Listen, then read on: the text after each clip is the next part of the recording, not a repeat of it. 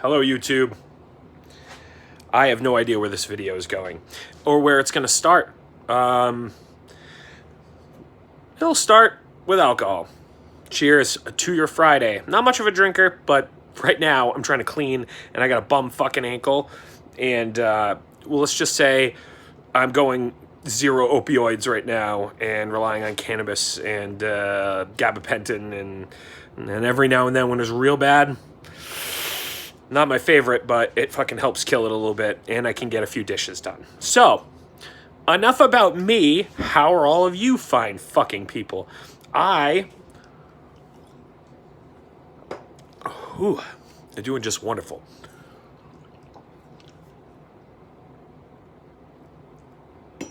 Voodoo Ranger IPA is absolutely delicious, by the way. New Belgium. Huh. I am one of the people that like IPA. I do like the taste of it. People say, "Oh, nobody likes the taste of it." I do actually like the taste of it. It's an acquired taste. It's like lemons. Like, people don't like the taste of bitter things. No, they do. It's just the balance of flavors. For me, though, it's a food thing. I don't really like getting drunk off of really anything, but IPA, it's delicious. Especially with like fish or like chicken. Stuff like that. It pairs very well, in my opinion. And I'm a vegetarian, so that's fucking weird. Anyway, Facebook, the reason why I'm making this video today is because I have to. I try to make a video a day to stave off the depression and anxiety that exists naturally in all human beings now because we're slowly but surely binding with digital devices. My theory is... Sorry, I got a little bit of a limp. That and a fucking sweet cane. Check it out. Booyah. My theory is that we're slowly evolving to a new class of human being. Almost like mutants, X-Men. But our superpowers are anxiety, depression, ADHD, fucking... we're on the spectrum, fucking, you name it. That's what our superpowers are. The mutant superpowers nowadays are these new unclassified emotional responses to the fact that we're not hunting and gathering anymore. We've gone through this paradigm shift as a species into something entirely new. I need a fucking haircut. Sorry about that. I'm just kidding. I don't give a shit. I do think it takes a certain amount of crazy to make videos like this, to stare at a device and talk to it like it's a fucking person, to talk to all you fucking people like you're people and you're here in my fucking living room. You're not. You're not there. I'm talking to a screen with a camera built in, and this is going to save this and it's going to store it away. And theoretically, it's going to be on the internet forever. And future generations and generations and generations will be able to look this up and realize how fucking stupid and illiterate I was. I take my illiteracy as a new chance to learn new shit. So if you're spending your time 6 hours a day on Facebook, what else could you do instead? I don't know that most of us are spending our time doing anything other than being completely, like, head over heels addicted to these new apps. I'm not big on, cognitive dissonance, so I'm going to be big and open with all of you guys. I'm on my phone a lot, and I'm not proud of it, and I've been trying to decrease it daily. Add depression in, and it gets a lot worse. Like, I've dealt with a lot of shit over the last couple of months that have just fucking rocked my entire concept of existence, existentialism, atheism, the whole shabazz. And being fundamentally rocked like that, I've tried to use these videos to kind of ground me, to give me something to do each day. I don't get them done every day. I don't get podcasts done all the time, which is why we ditched out on the set specific times to do podcasts. But I do have a specific end goal. Like I know where I want to be and what I want to be doing. And it's a lack of organization. That's my problem. And I wonder how many people out there suffer from the same thing. Like I've got my house, we're barely scraping by on bills. My son had a good Christmas. I'm happy, but my house is a little mess. Like it's not terrible, but it's a mess. It needs to be organized. I need to take care of things. I need to organize stuff. I need to throw stuff out, get rid of things that I don't use, minimalize. I'm aware of it, but getting it done is a different thing. Getting out of your own way, not getting distracted by things. I suffer, and when I say I suffer, like I don't mean like, oh, I have ADD and I'm a little bird. Like I genuinely suffer from it. It made my entire job with Samsung Electronics America almost unbearable, almost unmanageable, because I was so bad at keeping lists and organization and getting deliverables back on time. Now, the important parts of the job, I was great at. I go into stores like a rock star with a bag full of fucking, food. I do literally everything that they never needed to know about Samsung appliances. If they had an issue, I could find out and I get the info for them. I was good at follow-ups. I was bad at managing my time, though. I'd be in store way longer than I need to, get talking about appliances, get excited about appliances, as if somebody can get excited about fucking home appliances. And then I'm in the store for hours, before I know it. And that counts as a store visit as an hour. You get in, you get the stuff done, you talk to them, you get out. Go to the next one. You got drive time. New England, it ain't heat. You can't get here from there. You're fucking driving an hour to your store. So when I say ADHD is a major part of my life, it's impacted me. I see how it's impacted my own life. I see how it's impacting even my son now. He's going to have to grow up with it in an even more digital generation in which everything is instant and quick and all the time. I grew up in a generation in which there was no technology until I was 8, 9. I think I started getting interaction with a computer, like an old Apple II with floppy discs, 5 megabytes. Now, entire video games are hundreds of gigabytes on this tiny little chip that goes in my son's Nintendo Switch.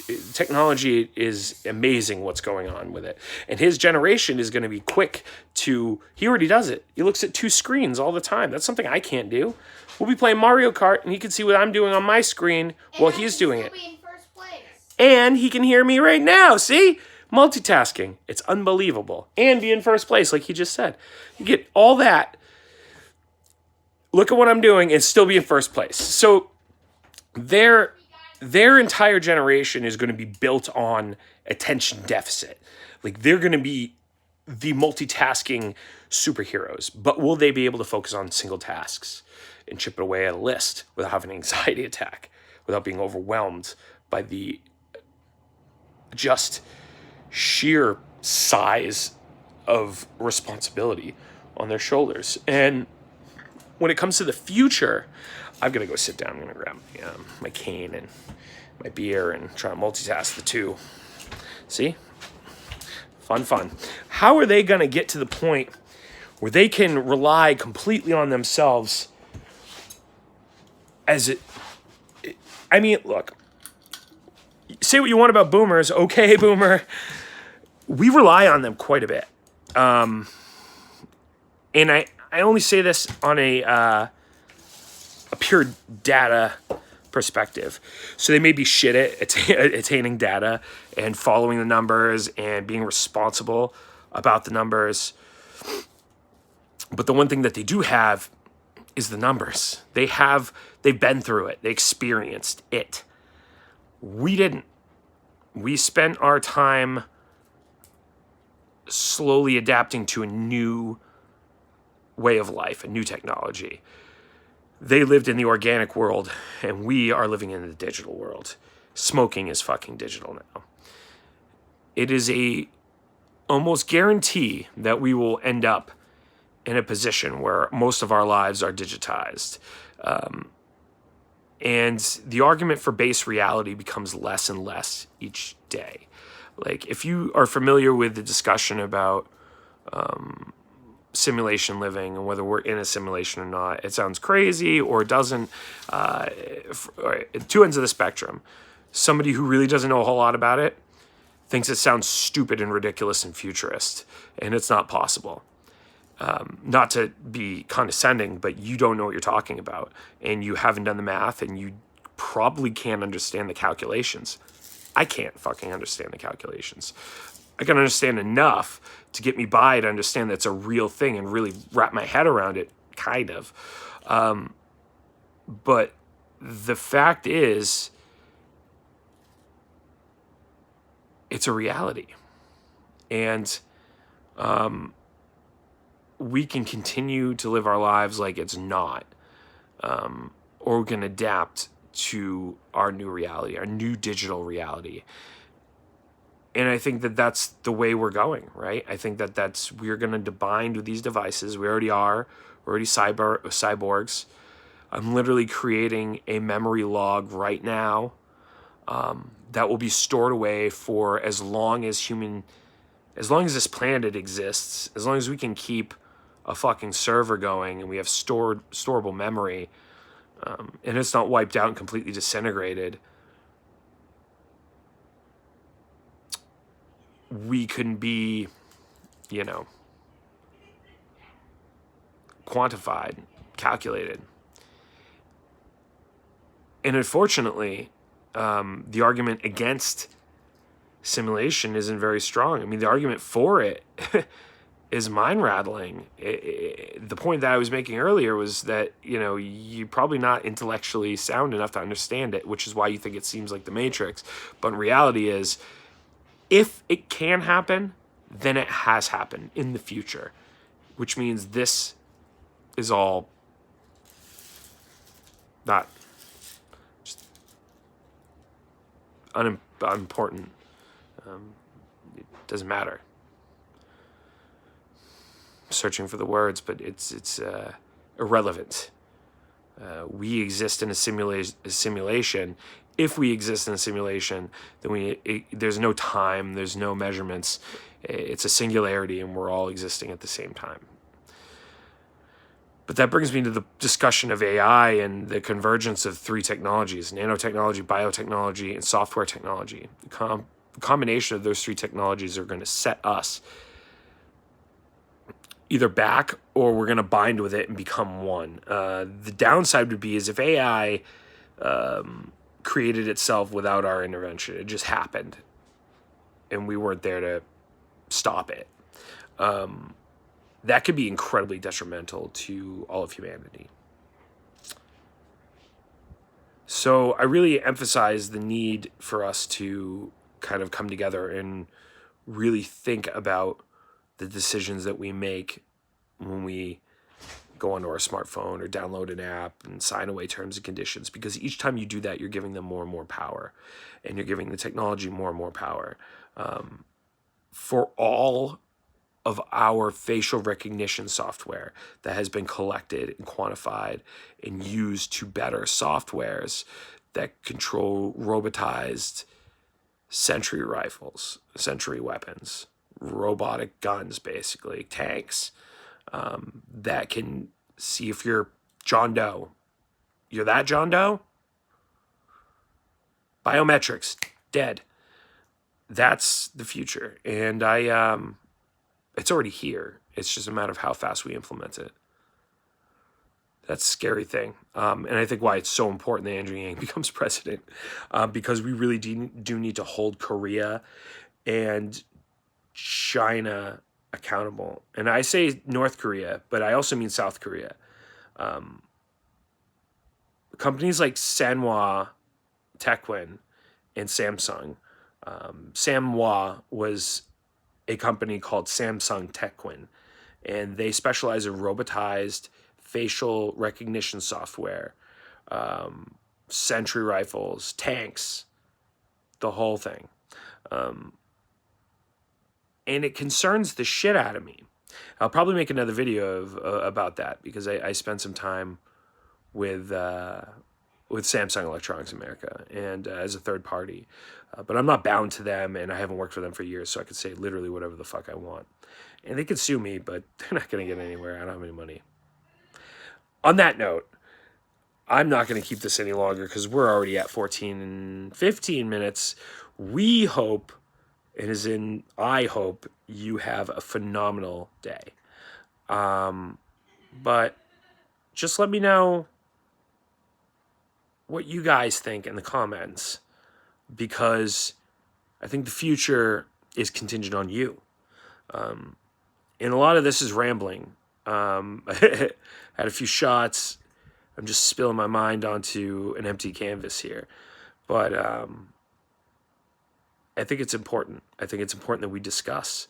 These technologies are taking our data and our information, and they're going to use it to make a better AI. Once that AI exists, there's no putting that back in the box. It's not like Skynet. They're not going to take us out by bombing us and dropping a bunch of nuclear warheads. They're going to take us out by our financial institutions and let our economy slowly fall apart and break down and sit on the sidelines quietly, and we'll never even know it was self-aware. And when that happens, then it will enact. It will take over when we need it the most. Because we are creatures of habit. We're creatures of need, demand. We can't live without our smartphones and our fast food. And they know that. We're driven on impulse. It will use that against us. Skynet will use that against us in the future, I believe wholeheartedly. That it will fundamentally change everything we understand and know and hold dear as a species, if this is base reality. And that's a big if, because mathematically it's almost impossible that we are living in a base reality. So that's just the math. It's not left, it's not right, it's forward. I'm just kidding. But me and my Canadian crutch here want to thank you for listening to me rant and ramble about Voodoo Ranger IPA and the condition of the human species and the future of human evolution as it slowly binds with this new technology. If you get a chance, subscribe, like below. Helps me out a lot, because I know a lot of you guys are Yang Gang, and I appreciate that because you guys are awesome. But I really want to create more. I want to produce more. I think it's important that we all try to create a community to help each other. So I thank you for all of your support so far, and even the listeners and New Zealand and stuff. It means more than you'll ever know. Have a great New Year. If I don't see you sooner.